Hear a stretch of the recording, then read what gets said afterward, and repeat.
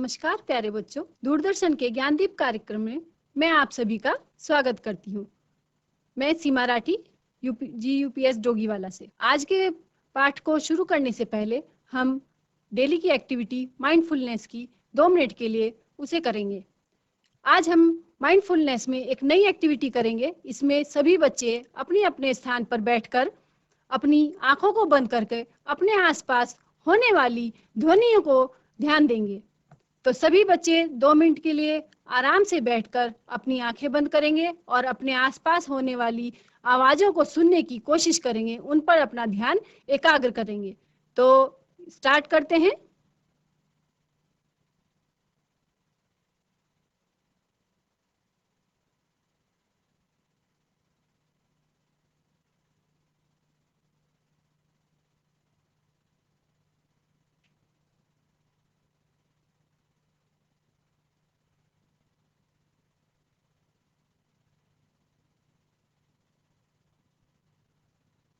अब सभी बच्चे अपने हाथों को मलते हुए अपनी आंखों पर ले जाएंगे और धीरे धीरे अपनी आंखें खोलेंगे। अब आपने जो आवाजें सुनी, अब आप उन पर ध्यान दीजिए कि आपने कौन कौन सी आवाजें सुनी।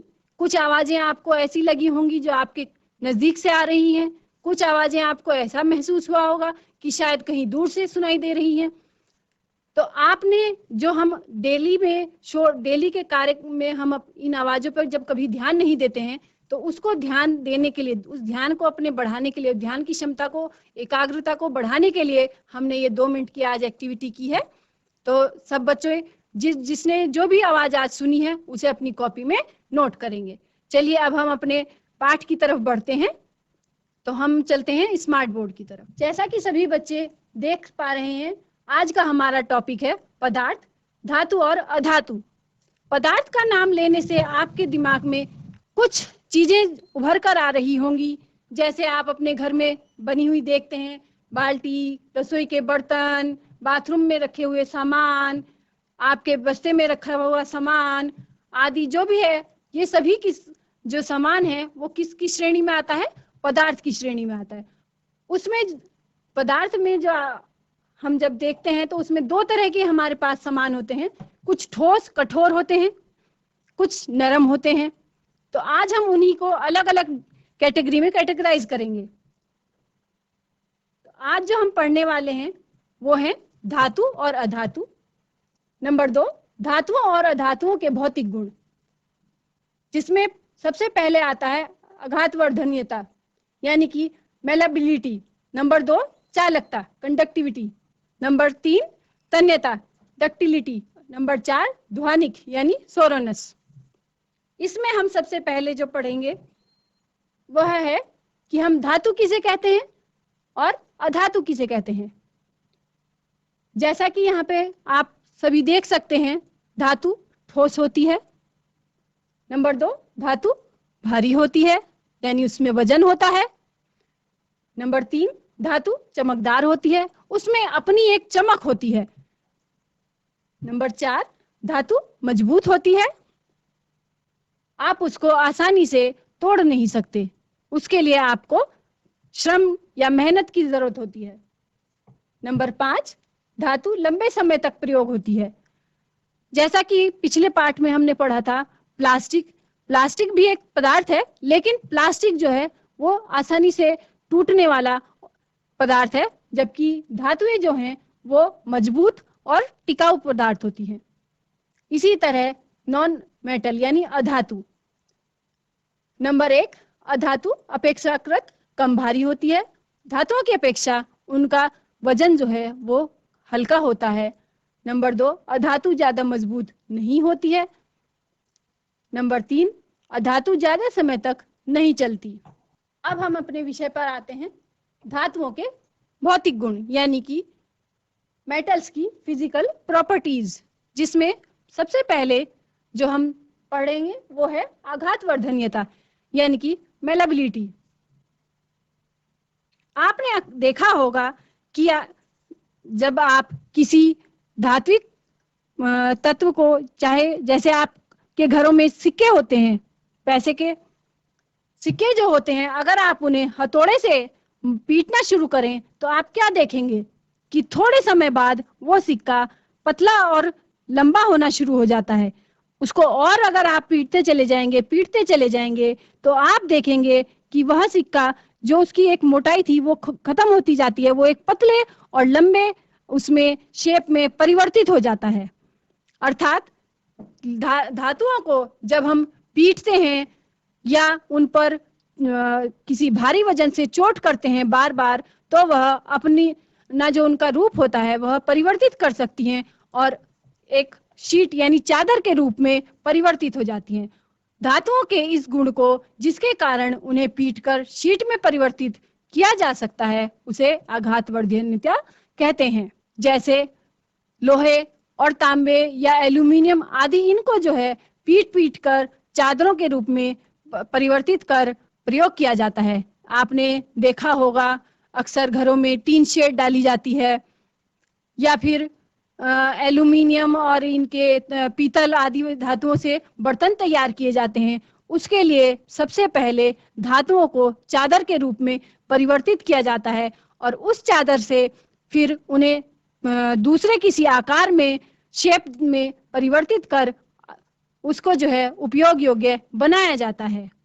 इसी प्रकार आपने देखा होगा मिठाई की दुकान में जब आप मिठाई लेने जाते हैं तो मिठाई पर एक पतली चमकीली परत लगी होती है जिसे हम सभी जानते हैं, उसको चांदी का वर्क के रूप में आप सभी जानते हैं कि उसको चांदी का वर्क कहा जाता है। तो यह कैसे तैयार किया जाता है? यह चांदी को पीट कर बारीक एकदम पतली चादर के रूप में तैयार किया जाता है और इस वर्क का प्रयोग मिठाइयों को सजाने के हेतु किया जाता है। आपने देखा कि लोहे की कील, एल्यूमिनियम के तार आदि को पीटकर उनका आकार परिवर्तित किया गया और उन्हें फिर विभिन्न कार्यों में प्रयोग किया गया। जैसा कि यहाँ पर भी चित्र में आपको दिखाई दे रहा होगा कि हम धातुओं को परिवर्तित कर अलग अलग शेप में कुछ सिक्के बनाए गए, कुछ ये गरारियां तैयार की गई जो गाड़ी या मशीनों में प्रयोग होती हैं। अर्थात हम कह सकते हैं कि किसी पदार्थ को दबाने या आघात यानी उस पर चोट करने पर वह बिना टूटे जो अपना आकार बदलने की क्षमता रखता है उसे हम आघातवर्धनीयता कहते हैं। तो धातुओं का जो सबसे पहला गुण हमने आज पढ़ा उसे कहते हैं आघातवर्धनीयता, जिसमें धातु बिना टूटे अपना शेप बदल सकती है। कुछ धातुएं जैसे लोहा, सोना, चांदी, जिंक आदि को पीटकर पतली चादर में बदला जा सकता है और यह फिर इस चादर से फिर उन्हें विभिन्न आकारों में ढाला जाता है। चलिए आगे अब हम जो दूसरा पॉइंट हम पढ़ेंगे वो है चालकता यानी कंडक्टिविटी। आपने देखा होगा जब घर में कुछ आपकी मम्मी कोई किचन में कुछ काम कर रही हैं, भगोने या किसी बर्तन में कोई कार्य कर रही हैं गैस पर रखकर या चूल्हे पर रखकर, तो आपने देखा होगा कि उसको हम सीधे जो है अपने हाथों से गर्म बर्तन को नहीं पकड़ती होंगी माता जी। वो या तो किसी कपड़े का या किसी प्लास वगैरह का उसको उठाने के लिए प्रयोग करती होंगी। क्यों? क्योंकि गर्म होने गैस को चलाने से या फिर चूल्हे पे रखे बर्तन को जब नीचे से उसमें आग जलती है तो धीरे धीरे वह धातु जो है गर्म होनी शुरू हो जाती है और वह उसके ऊपरी किनारे तक पहुंच जाती है। इसलिए हमारे हाथ जो हैं जब हम उसको उठाने के लिए पकड़ते हैं तो हमारे हाथों में भी वो गर्माहट हमें महसूस होती है, हमें उस गर्माहट से जलने का खतरा रहता है। इसके लिए आपने देखा होगा आपकी माताजी उस गर्म बर्तन को या तो कभी कपड़े के द्वारा या प्लास के द्वारा उसको उठाकर दूसरी तरफ रखते हैं और ठंडा होने पर ही वो उसको हाथों के द्वारा पकड़ सकती हैं।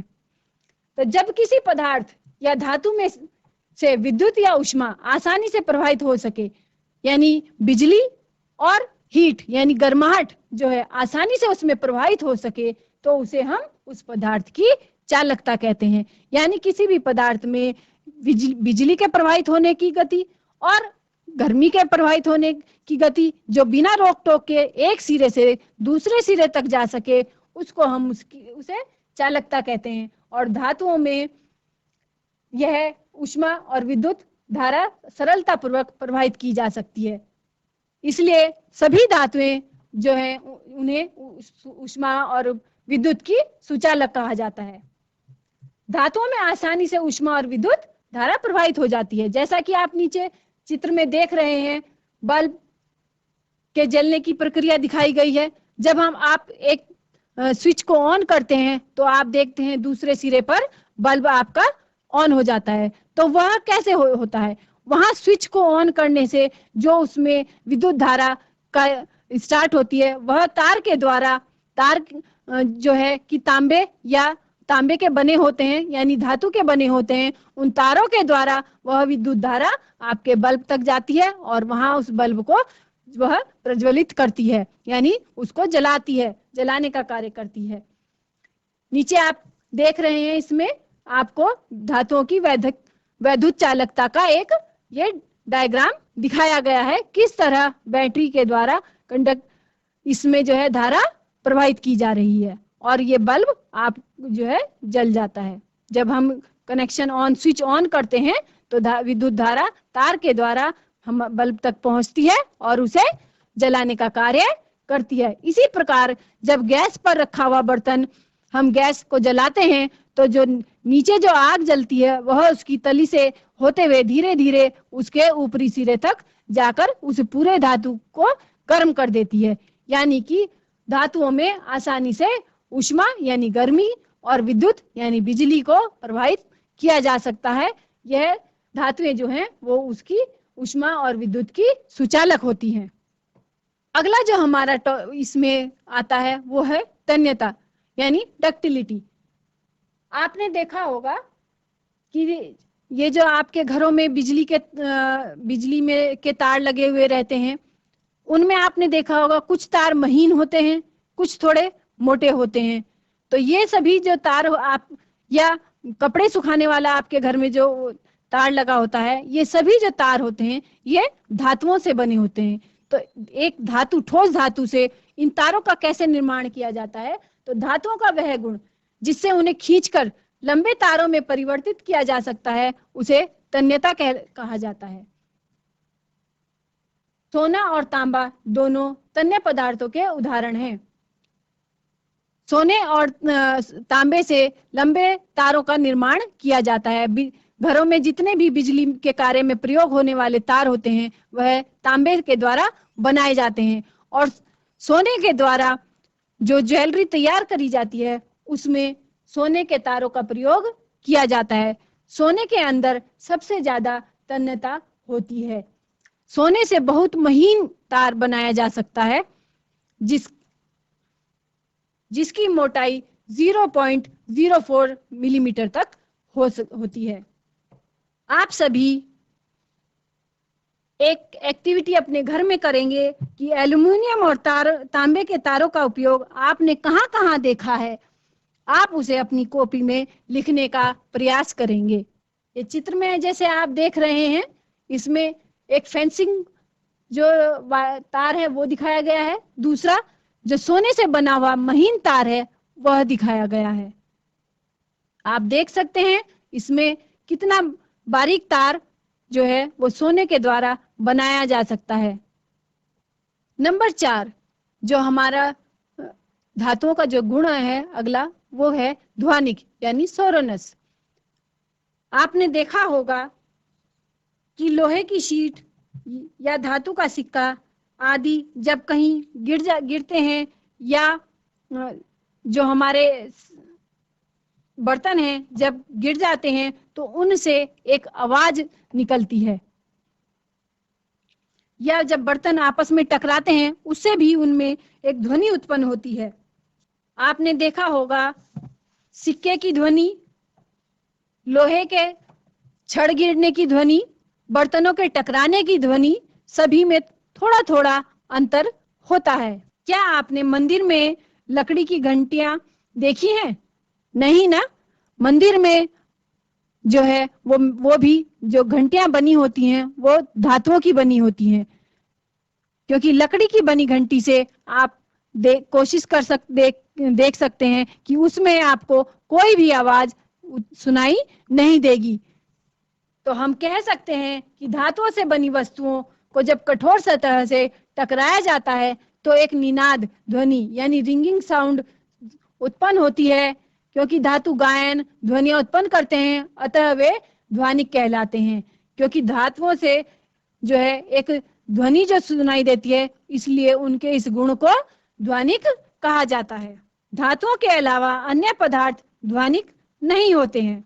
अर्थात हम कह सकते हैं कि जो पदार्थ कठोर होते हैं, चमकीले होते हैं, जिनमें अपनी एक नेचुरल प्राकृतिक चमक होती है, जिनमें आघातवर्ध होता है, तन्यता होती है, ध्वनिक होते हैं, और ऊष्मा यानी गर्मी तथा विद्युत यानी कि बिजली के सुचालक होते हैं, उन्हें हम धातु कहते हैं। उदाहरण के तौर पर iron, copper, aluminium, calcium, magnesium आदि ये सभी धातुओं के उदाहरण हैं।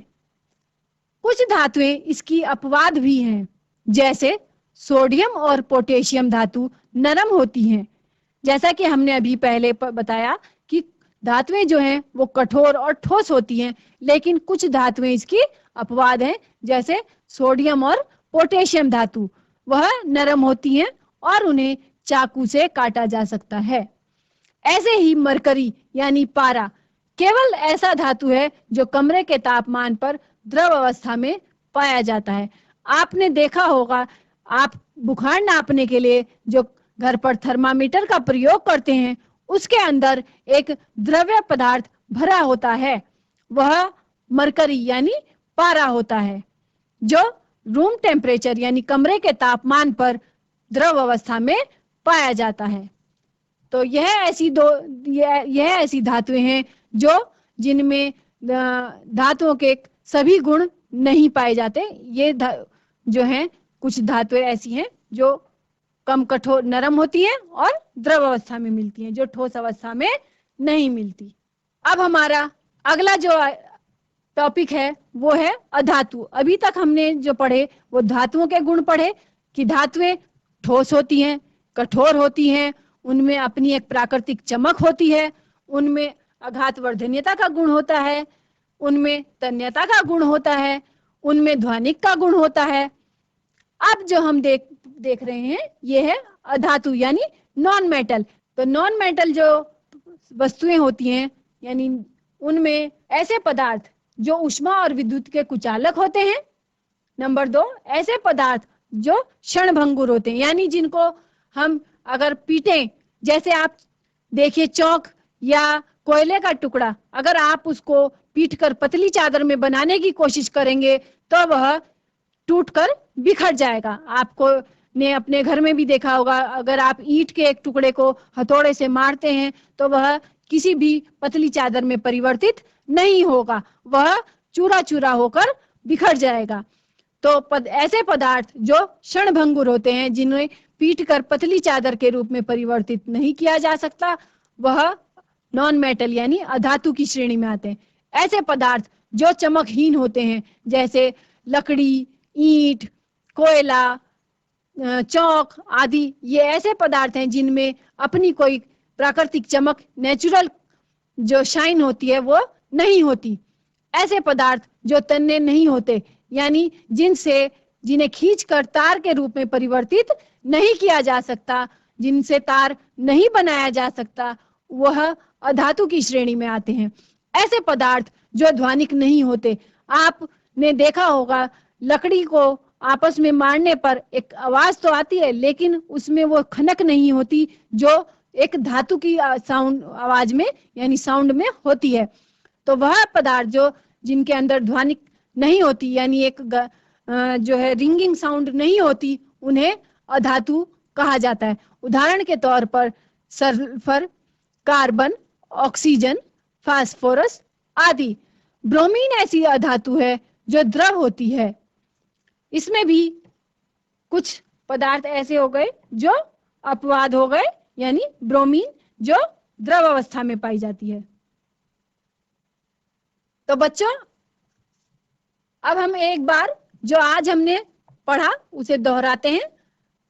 जो हमने पढ़ा वो था धातु, यानी धातु किसे कहते हैं। तो आपने देखा जो ठोस वस्तुएं कठोर होती हैं, जिनमें एक प्राकृतिक चमक होती है, जो लंबे समय तक टिकती हैं, उन्हें हम धातु कहते हैं। दूसरा हमने धातुओं के भौतिक गुण पढ़े। नंबर 1 आघातवर्धनीयता, जिसमें धातुओं को पीट पीट कर एक पतली चादर के रूप में परिवर्तित किया जा सकता है और उस चादर के द्वारा हमें रोजमर्रा में प्रयोग होने वाली वस्तुएं हम बनाते हैं। नंबर 2 चालकता, यानी कि धातुएं जो होती हैं वो विद्युत और ऊष्मा की सुचालक होती हैं।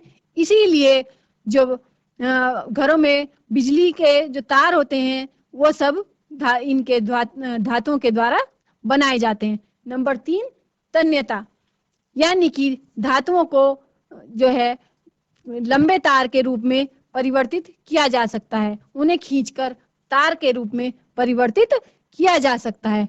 नंबर 4 ध्वनिक, धातुओं में अपनी एक साउंड होती है जिसे रिंगिंग साउंड कहते हैं। वह धातुओं में को जब किसी सतह से टकराया जाता है तो उसमें जो रिंगिंग साउंड उत्पन्न होती है उसे हम ध्वनिक कहते हैं। धातुओं के अलावा अन्य पदार्थ ध्वनिक नहीं होते हैं। दूसरा जो हमने पढ़ा वो था अधातु किसे कहते हैं। तो वह वस्तुएं जो ठोस नहीं होती, जिनमें अपनी प्राकृतिक चमक नहीं होती, जो कठोर नहीं होते, जिन्हें जो है आसानी से तार में या पतली चादर के रूप में परिवर्तित नहीं किया जा सकता, ऐसे पदार्थों को हम अधातु की श्रेणी में रखते हैं। तो बच्चों, आज आपने धातु और अधातु के भौतिक गुणों के बारे में पढ़ा। अगले कक्षा में हम इनके रासायनिक गुणों पर चर्चा करेंगे। तो जो बच्चे आज इस कार्यक्रम को देखने से वंचित रह गए हैं या किसी कारण उनका यह कार्यक्रम छूट गया है, वह डीडी उत्तराखंड के YouTube चैनल पर भी इस ज्ञानदीप कार्यक्रम को देख सकते हैं और अपने दोस्तों को भी इससे परिचित करा सकते हैं, ताकि सभी बच्चे इस कार्यक्रम से लाभान्वित हों।